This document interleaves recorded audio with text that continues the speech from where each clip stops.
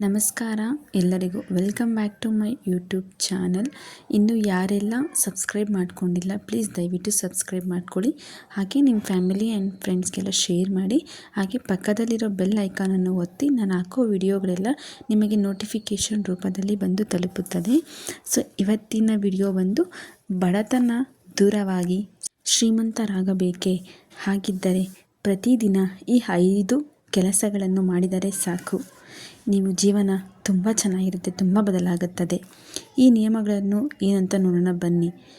ಶ್ರದ್ಧೆ ಮತ್ತು ಭಕ್ತಿಯಿಂದ ಪ್ರತಿದಿನ ಪಾಲಿಸುತ್ತಾ ಬಂದರೆ ಎಂತಹ ಕಷ್ಟವಾದ ಆರ್ಥಿಕ ಸಮಸ್ಯೆಗಳಿದ್ದರೂ ಅವೆಲ್ಲವೂ ದೂರವಾಗುತ್ತದೆ. ಪ್ರತಿಯೊಬ್ಬರೂ ಜೀವನದಲ್ಲಿ ಸುಖ, ಶಾಂತಿ ಮತ್ತು ಆರ್ಥಿಕ ಭದ್ರತೆಯನ್ನು ಬಯಸುತ್ತಾರೆ. ಆದರೆ ಕೆಲವೊಮ್ಮೆ ಎಷ್ಟೇ ಕಷ್ಟಪಟ್ಟರೂ ದುಡಿದ್ರೂ ಕೈಯಲ್ಲಿ ಹಣನೇ ನಿಲ್ಲುವುದಿಲ್ಲ. ಆರ್ಥಿಕ ಸಮಸ್ಯೆ ಇನ್ನೂ ಜಾಸ್ತಿ ಆಗ್ತಿರುತ್ತೆ, ಸಾಲಬಾಧೆ ಇರುತ್ತೆ. ಏನಪ್ಪ ಮಾಡಿದ್ರು ಏನು ಕಷ್ಟ ಬಂದರೂ ನಮಗೇನು ಆಗ್ತಾನೆ ಇಲ್ವಲ್ಲ, ದಾರಿದ್ರ್ಯತನ ಬರುತ್ತೆ.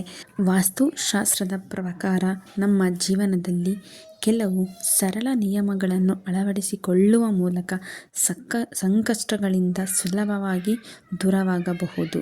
ಹಣಕಾಸಿನ ಸಮಸ್ಯೆಗಳಿಂದ ದೂರವಾಗಿ ಸಂಪತ್ತು ಪಡೆಯಲು ಪ್ರತಿದಿನ ಶ್ರದ್ಧೆಯಿಂದ ಮಾಡಲೇಬೇಕಾದ ಪ್ರಮುಖ 5 ಕೆಲಸಗಳ ಬಗ್ಗೆ ತಿಳಿಯೋಣ ಬನ್ನಿ. ಮೊದಲಿಗೆ ಸೂರ್ಯ ದೇವರಿಗೆ ಅರ್ಘ್ಯವನ್ನು ಅರ್ಪಿಸಿ. ಪ್ರತಿದಿನ ಮುಂಜಾನೆ ಸೂರ್ಯೋದಯಕ್ಕೂ ಮುನ್ನ ಎದ್ದು ಸ್ನಾನ ಮಾಡಿ ಉದಯಿಸುತ್ತಿರುವ ಸೂರ್ಯ ದೇವರಿಗೆ ತಾಮ್ರದ ಪಾತ್ರೆಯಲ್ಲಿ ನೀರು, ಸ್ವಲ್ಪ ಅಕ್ಷತೆ ಮತ್ತು ಕೆಂಪು ಹೂಗಳನ್ನು ಹಾಕಿ ಅರ್ಘ್ಯವನ್ನು ಅರ್ಪಿಸಬೇಕು. ದೇವರನ್ನು ಆರಾಧನೆಯಿಂದ ನಾವು ಬೇಡ್ಕೊಬೇಕಾಗತ್ತೆ. ಜೀವನದಲ್ಲಿ ಸಕಾರಾತ್ಮಕ ಶಕ್ತಿ ಹಾಗೂ ಆತ್ಮವಿಶ್ವಾಸ ಹೆಚ್ಚುವುದಲ್ಲದೆ ದಾರಿದ್ರ್ಯ ದೂರವಾಗಿ ಆರ್ಥಿಕ ಸ್ಥಿತಿ ಸುಧಾರಿಸುತ್ತದೆ. ಸೊ ಮೊದಲಿಗೆ ಸೂರ್ಯ ದೇವನಿಗೆ ಇದನ್ನೆಲ್ಲ ನಾವು ಬೇಡ್ಕೋಬೇಕಾಗತ್ತೆ ಮನಸ್ಸಲ್ಲಿ. ದೇವರೇ ನನ್ನ ಕಾಪಾಡಪ್ಪ ತಂದೆ ಅಂತ ಹೇಳ್ಬಿಟ್ಟು ಬೆಳಗಿನ ಜಾವದಲ್ಲಿ ಪೂಜೆ ಎಲ್ಲ ಮಾಡಿ ಈ ಥರ ಮಾಡ್ಕೋಬೇಕಾಗತ್ತೆ. 2ನೇ ನಿಯಮ, ಮನೆಯ ಬಾಗಿಲು. ಮನೆಯ ಮುಖ್ಯ ದ್ವಾರದ ಸ್ವಚ್ಛತೆ.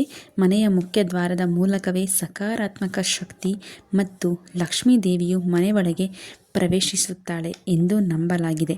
ಹೀಗಾಗಿ ಪ್ರತಿದಿನ ಬೆಳಿಗ್ಗೆ ಎದ್ದ ತಕ್ಷಣ ಮನೆಯ ಬಾಗಿಲನ್ನು ಸ್ವಚ್ಛಗೊಳಿಸಿ ರಂಗೋಲಿ ಹಾಕಬೇಕು. ಹೊಸ್ತಿಲಿಗೆ ಅರಿಶಿನ, ಕುಂಕುಮ, ಹೂವು ಎಲ್ಲವನ್ನು ಇಟ್ಟುಬಿಟ್ಟು ಪೂಜೆ ಮಾಡಬೇಕಾಗತ್ತೆ. ಸೊ ಇದರಿಂದ ನಕಾರಾತ್ಮಕ ಶಕ್ತಿಗಳೆಲ್ಲವೂ ದೂರವಾಗುತ್ತದೆ. 3ನೆಯ ನಿಯಮ, ತುಳಸಿ ಗಿಡ. ತುಳಸಿ ಗಿಡಕ್ಕೆ ದೀಪ ಹಚ್ಚಿ. ಹಿಂದೂ ಧರ್ಮದಲ್ಲಿ ತುಳಸಿ ಗಿಡಕ್ಕೆ ಪವಿತ್ರವಾದ ಸ್ಥಾನವಿದೆ. ತುಳಸಿಯಲ್ಲಿ ಸಾಕ್ಷಾತ್ ಮಹಾಲಕ್ಷ್ಮಿ ತಾಯಿ ದೇವಿ ನೆಲೆಸಿದ್ದಾಳೆ ಎಂಬ ನಂಬಿಕೆ ಇದೆ.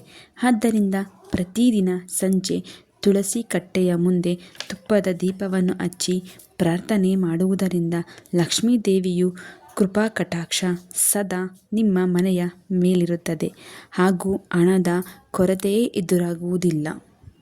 ನಂತರ 4ನೇ ನಿಯಮ, ಪ್ರಾಣಿ ಪಕ್ಷಿಗಳು. ಪ್ರಾಣಿ ಪಕ್ಷಿಗಳಿಗೆ ಆಹಾರವನ್ನು ನೀಡುವುದು. ನೀವು ಊಟ ಅಥವಾ ತಿಂಡಿ ಮಾಡುವ ಮೊದಲು ಹಸುವಿಗೆ ಆಹಾರ ನೀಡುವುದು ಪುಣ್ಯದ ಕೆಲಸವಾಗಿದೆ. ಅದೇ ರೀತಿ ಪ್ರತಿದಿನ ಬೆಳಿಗ್ಗೆ ಪಕ್ಷಿಗಳಿಗೆ ಬೆರೆಸಿದ ಹಿಟ್ಟು ಅಂದರೆ ಚಪಾತಿ ಹಿಟ್ಟು ಆ ಥರದ್ದು ಏನಾದರೂ ಇದ್ದರೆ ಅದನ್ನು ಪಕ್ಷಿಗಳಿಗೆ ಹಾಕೋದ್ರಿಂದ ನವಗ್ರಹ ದೋಷಗಳು ನಿವಾರಣೆಯಾಗಿ ಮನೆಯಲ್ಲಿ ಸಂಪತ್ತು ವೃದ್ಧಿಯಾಗುತ್ತದೆ. ಹಾಗೆ ಇದರ ಜೊತೆಗೆ ಲಕ್ಷ್ಮೀನಾರಾಯಣರ ಆರಾಧನೆ. ಸಂಪತ್ತಿನ ಅಧಿದೇವತೆಯಾದ ಲಕ್ಷ್ಮೀ ದೇವಿಯನ್ನು ಪೂಜಿಸುವಾಗ ಶ್ರೀಹರಿ ವಿಷ್ಣುವನ್ನು ಜೊತೆಯಾಗಿ ಆರಾಧಿಸಬೇಕು. ಪ್ರತಿದಿನ ಸಂಜೆ ದೇವರ ಕೋಣೆಯಲ್ಲಿ ದೀಪವನ್ನು ಹಚ್ಚಿ ಶ್ರೀ ಸೂಕ್ತ, ಕನಕದಾರ ಸ್ತೋತ್ರ ಅಥವಾ ಲಕ್ಷ್ಮೀ ಅಷ್ಟೋತ್ತರವನ್ನು ಭಕ್ತಿಯಿಂದ ಪಠಿಸಬೇಕು. ಇದರಿಂದ ಮನೆಯಲ್ಲಿ ಹಣದ ಅರಿವು ಹೆಚ್ಚಾಗುವುದು ಖಚಿತ. ಸೊ ಹಾಗೆ ನಮಗೆ ಹೇಳ್ಕೊಳಕ್ಕೆ ಬರಲ್ಲ ಅಂದರೆ ನೀವು ಮೊಬೈಲಲ್ಲೇ ಹಾಕ್ಕೊಂಡು ನೀವು ಹೇಳ್ತಾ ಅದ್ರ ಜೊತೆಗೆ ನೀವು ಪಠಿಸ್ಬೇಕಾಗತ್ತೆ ಇದನ್ನೆಲ್ಲ. ಸೊ ನಂತರ 5ನೇ ನಿಯಮ ಬಂದು ದುಡ್ಡು. ಸೊ ದುಡ್ಡನ್ನು ಸುಮ್ಮನೆ ಖರ್ಚು ಮಾಡುವುದನ್ನು ಬಿಟ್ಬಿಡಿ. ದುಡ್ಡು ವೆಚ್ಚಕ್ಕೆ ಕಠಿಣವನ್ನು ಹಾಕಬೇಕಾಗತ್ತೆ. ಇದರ ಜೊತೆಗೆ ಮನೆಯಲ್ಲಿ ಸದಾ ಸ್ವಚ್ಛತೆ ಮತ್ತು ಶಾಂತಿಯ ವಾತಾವರಣ ಇರುವಂತೆ ನೋಡಿಕೊಳ್ಳುವುದು ತುಂಬ ಮುಖ್ಯವಾಗುತ್ತದೆ. ಕಲಹ ಇರಬಾರ್ದು, ಜಗಳವಾಗಬಾರ್ದು. ಸೊ ಮನೆಯೆಲ್ಲ ನೀಟಾಗಿ ಇಟ್ಕೋಬೇಕು. ನೀಟಾಗಿ ಇಲ್ಲದೆ ಇರೋ ಕಡೆ ಲಕ್ಷ್ಮೀ ದೇವಿಯು ಎಂದಿಗೂ ನೆಲೆಸುವುದಿಲ್ಲ. ಸುಮ್ಮನೆ ಹಣ ಖರ್ಚು ಮಾಡುವುದನ್ನು ಕಡಿಮೆ ಮಾಡಿ ಈ ಪರಿಹಾರಗಳನ್ನು ಪಾಲಿಸಿದರೆ ಆರ್ಥಿಕ ಸಮಸ್ಯೆ ಎಲ್ಲ ಕಡಿಮೆಯಾಗಿ ಭದ್ರತೆ ಎಲ್ಲವೂ ನಿಮ್ಮದಾಗುತ್ತದೆ. ಸುಖ, ಶಾಂತಿ, ನೆಮ್ಮದಿ ಎಲ್ಲವೂ ಬರುತ್ತೆ.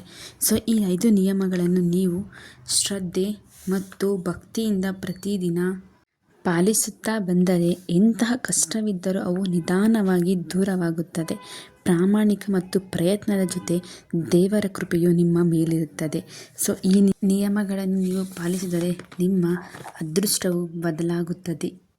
ಈ ವಿಡಿಯೋ ನೋಡಿದ್ದಕ್ಕಾಗಿ ಧನ್ಯವಾದಗಳು. ಈ ವಿಡಿಯೋ ನಿಮಗೆ ಇಷ್ಟವಾದರೆ ಪ್ಲೀಸ್ ದಯವಿಟ್ಟು ಸಬ್ಸ್ಕ್ರೈಬ್ ಮಾಡ್ಕೊಳ್ಳಿ. ಹಾಗೆ ನಿಮ್ಮ ಫ್ಯಾಮಿಲಿ ಆ್ಯಂಡ್ ಫ್ರೆಂಡ್ಸ್ಗೆಲ್ಲ ಶೇರ್ ಮಾಡಿ. ಈ ವಿಡಿಯೋ ನಿಮಗೆ ಯೂಸ್ಫುಲ್ ಅನಿಸಿದ್ರೆ ಒಂದು ಲೈಕ್, ಒಂದು ಶೇರ್ ಮಾಡೋದನ್ನು ಮರಿಬೇಡಿ. ತುಂಬ ಹೃದಯದ ಧನ್ಯವಾದಗಳು. Thank you. ಮತ್ತೆ ಒಂದು ಒಳ್ಳೆಯ ವಿಡಿಯೋ ಮೂಲಕ ನಿಮ್ಮ ಮುಂದೆ ಬರುತ್ತೇನೆ. ಧನ್ಯವಾದಗಳು.